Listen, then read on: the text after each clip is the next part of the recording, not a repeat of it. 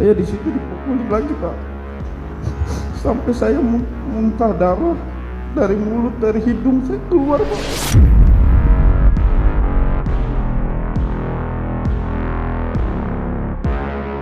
Rudiana berperan besar dalam kasus ini.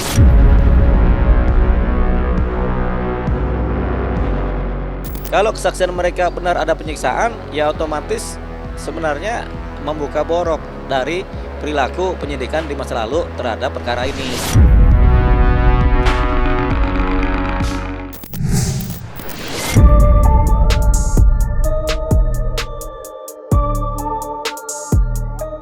Sidang PK 6 terpidana yang digelar di Pengadilan Negeri Cirebon banjir air mata saat 6 terpidana dihadirkan menjadi saksi. Tangis sedu-sedan mengiringi ke-6 terpidana saat menceritakan penganiayaan yang mereka alami selama menjalani pemeriksaan.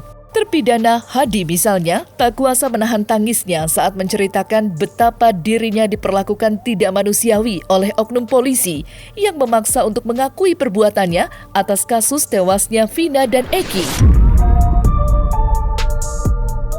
Dan berikut cerita pilu terpidana yang diduga mengalami berbagai penyiksaan selama menjalani pemeriksaan.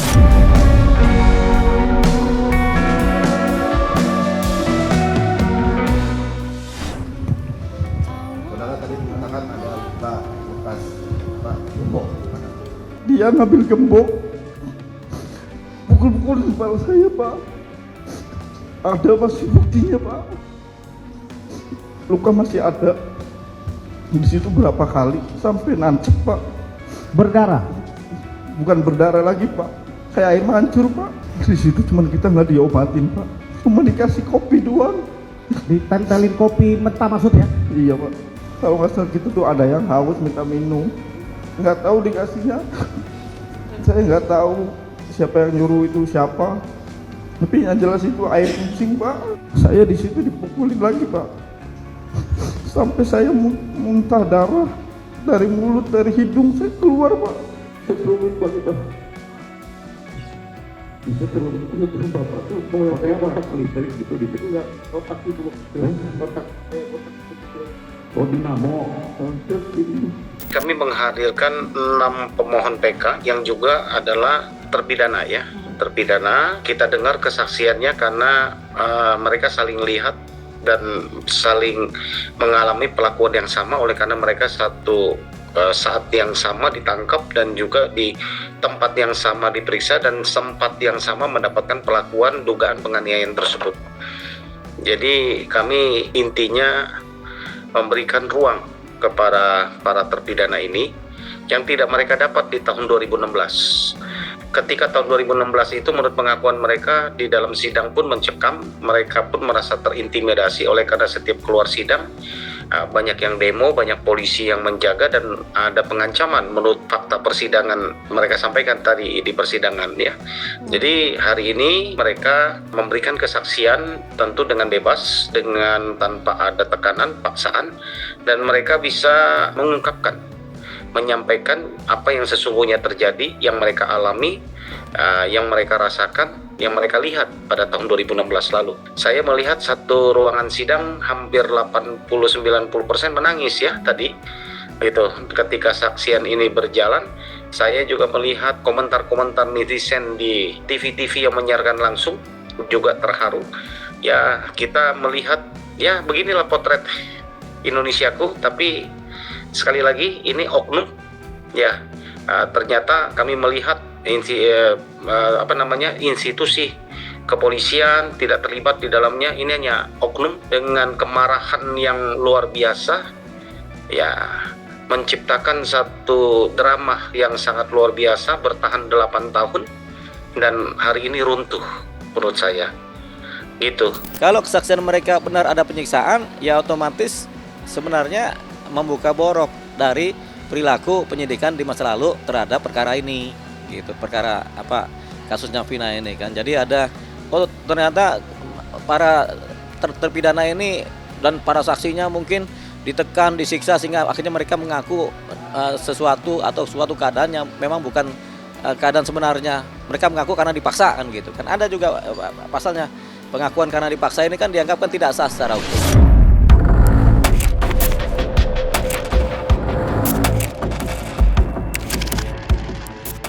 Dihadirkannya ke-6 terpidana sebagai saksi seperti sebuah hantaman keras yang diarahkan kepada Ibtu Rudiana. Bagaimana tidak, ke-6 terpidana tersebut menyebut jika Ibtu Rudiana dan teman-temannya diduga telah melakukan penyiksaan dan penganiayaan. Ibtu Rudiana disebut-sebut mempunyai peran besar dalam mengungkap dan menangkap para terpidana dengan cara kekerasan, memaksa para terpidana untuk mengakui apa yang tidak pernah mereka lakukan. Lantas, apa kata kuasa hukum ke-6 terpidana mendengar adanya dugaan penganiayaan terhadap para terpidana yang dilakukan oleh Ibtu Rudiana?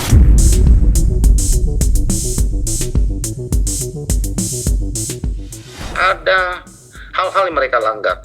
Belum lagi peristiwa ini dilakukan oleh Ibtu Rudiana saat itu dan kawan-kawan yang menyalahi prosedur tanpa surat, tanpa kewenangan mereka melakukan penangkapan, pemrosesan. Kalau selama ini karena fakta itu belum terungkap, Rudiana mengatakan lewat kuasa hukumnya, ya, mengamankanlah sementara, lalu nggak lama cuma sekian jam diserahkan kepada reskrim yang berhak memprosesnya. Dengan ini saya sampaikan dalam fakta persidangan hari ini adalah itu bohong. Kenapa? Dalam persidangan hari ini terungkap Rivaldi itu dijemput oleh Rudiana. Rivaldi ini ditahan di Polsek Cirebon Utara Barat. Dijemput oleh Rudiana dengan timnya tanggal 1 September.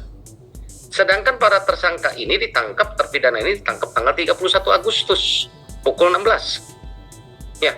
Lalu di dalam keterangan yang disampaikan Rivaldi, ya, Rudiana sendiri yang menjemput dengan timnya. Lalu di Polsek pun sudah terjadi penganiayaan di Cirebon Utara Barat sampai ke Polres. Jadi saya katakan itu bohong, itu sudah terbantahkan. Rudiana berperan besar dalam kasus ini. Berkali-kali saya katakan kita tidak ingin menyeret institusi kepolisian yang begitu besar. Institusi tidak terlibat, tadi kita sudah cek, ya, bahwa kejadian ini adalah hanya terjadi di Polresta Cirebon. Di Polda itu kami tidak begitu mendapatkan fakta yang parah, ya, seperti yang terjadi di Polresta Cirebon. Artinya nih secara institusi tidak ada masalah di kepolisian. Masalah ini timbul oleh karena sekali lagi Rudiana, oknum di kepolisian dengan kawan-kawannya tersurut kemarahannya. Mungkin teman-teman anggota Rudiana tersurut dengan jiwa korsa yang sempit sehingga menimbulkan pemrosesan pidana yang sekarang kita sebut dengan pengadilan yang sesat ini terjadi. Bersihkan institusi polisi yang luar biasa sekarang ini dari oknum-oknum. Itu oknum, hanya Rudiana dan beberapa orang oknum. Ya. Jangan sampai masyarakat berpikir bahwa itu perilaku kepolisian nanti. Saya sudah sampaikan berdasarkan fakta persidangan hari ini itu oknum. Nah, Ibtu Rudiana juga kalau dulu kesaksiannya juga kemudian membuat terjadinya pemindanaan, tentunya dia juga harus mempertahankan apa yang dia berikan keterangan di masa lalu itu. Jadi dia nggak mungkin juga belok atau kemudian mengaminkan hukum yang baru. Dia pasti akan mempertahankan sekuat-kuatnya begitu.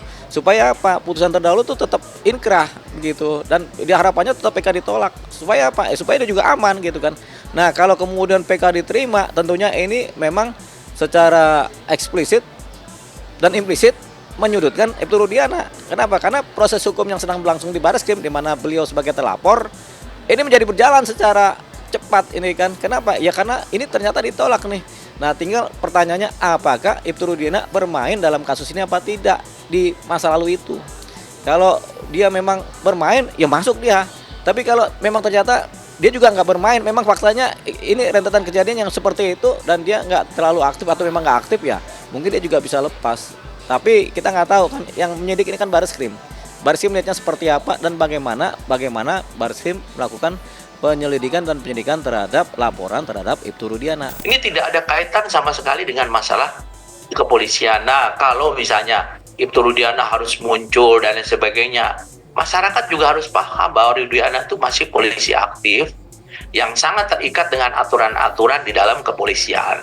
Jadi kalau ada seorang petinggi mengatakan bahwa itu nggak benar, saya kira yang bersangkutan harus belajar lagi tentang kode etik yang ada di kepolisian. Kita tidak boleh muncul kecuali ada izin dari atasan ataupun diwakili oleh bidang humas itu SOP-nya demikian, Pak. Nah, di sini adalah peran daripada polisi harus lebih terbuka dan terus mengejar Rudiana. Gitu. Karena Rudiana ini namanya disebut-sebut sebagai orang yang mengarahkan, melarang kehadiran saksi. Gitu. Nah, sebagai keluarga dalam penegakan hukum, dan kita juga banyak teman-teman kerabat yang baik jadi jaksa, pengacara, hakim. Mereka kan sangat paham betul gitu. Kenapa peradilan seluruh terpidana ini waktu itu hakimnya sangat ceroboh. Tidak meminta agar saksi Aib dan Dede dihadirkan di pengadilan. Saksi Pasten untuk hadir di pengadilan. Kenapa?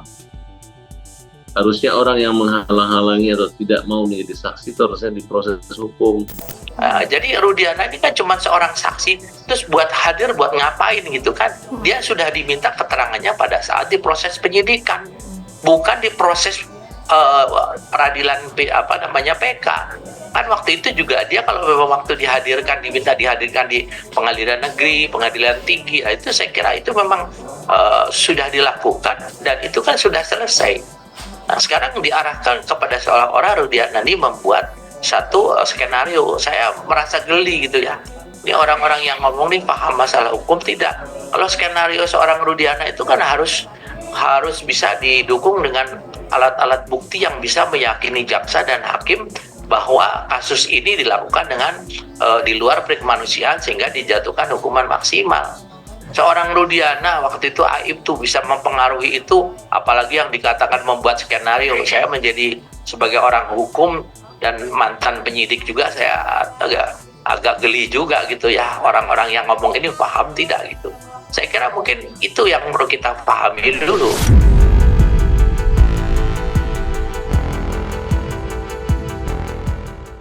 Drama pengadilan sesat setelah 8 tahun akhirnya terbongkar.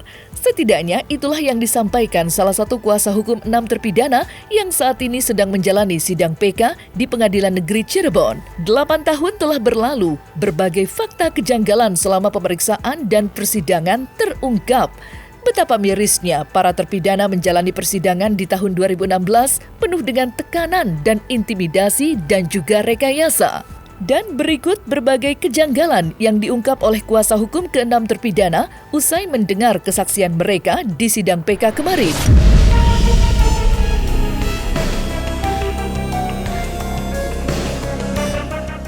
Ya, sudah jelas mereka mencabut BAP-nya di penyidikan Polda dan dihadirkan di sidang, dan faktanya mengatakan itu diabaikan di muka persidangan dan mereka tidak diberikan ruang untuk membela diri di ruang persidangan secara layak pada saat 2016 yang lalu. Sehingga timbullah yang sekarang ini kita juluki pengadilan yang sesat, pengadilan yang tidak fair dan sebagainya. Ya, saya tidak mengatakan demikian, tapi faktanya mengatakan demikian. Ya, faktanya mengatakan bahwa itu memang terlalu dipaksakan. Kenapa? Kenyataannya selain mereka disiksa, mereka ini tidak tidak dipenuhi hak-haknya untuk didampingi penasihat hukum. Ya, sebagaimana kita tahu dalam Miranda Rules, ya itu ada satu peristiwa di dalam memori PK yang sudah kami sampaikan. Itu wajib untuk disampaikan kepada tersangka bahwa mereka memiliki hak-hak dasar.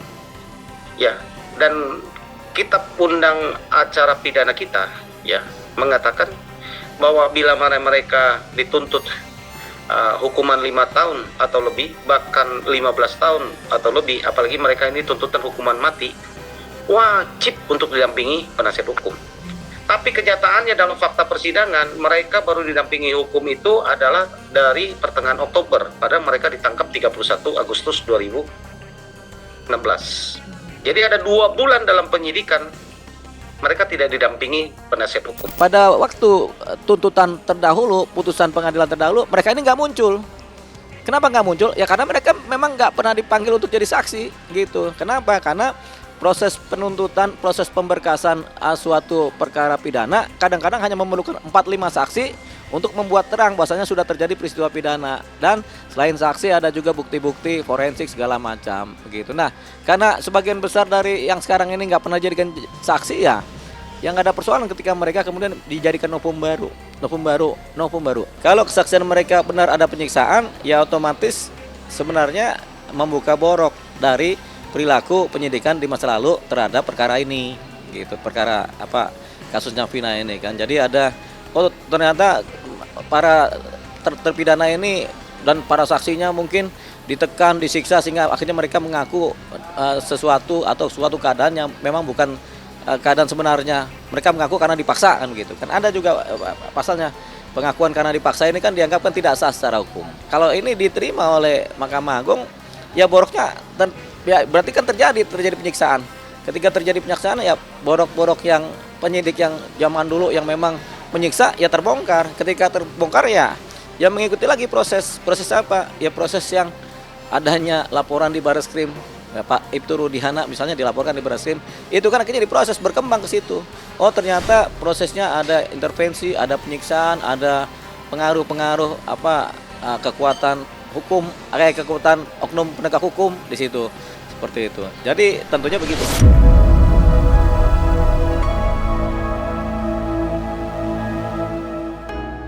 Nah, selesai sudah Cumi Lovers, saksikan terus Cumi Camp In Depth, kabar lengkap, mendalam, dan akurat dari narasumber terpercaya. Dan jangan lupa untuk like, subscribe, dan juga share channel YouTube Cumi Cumi.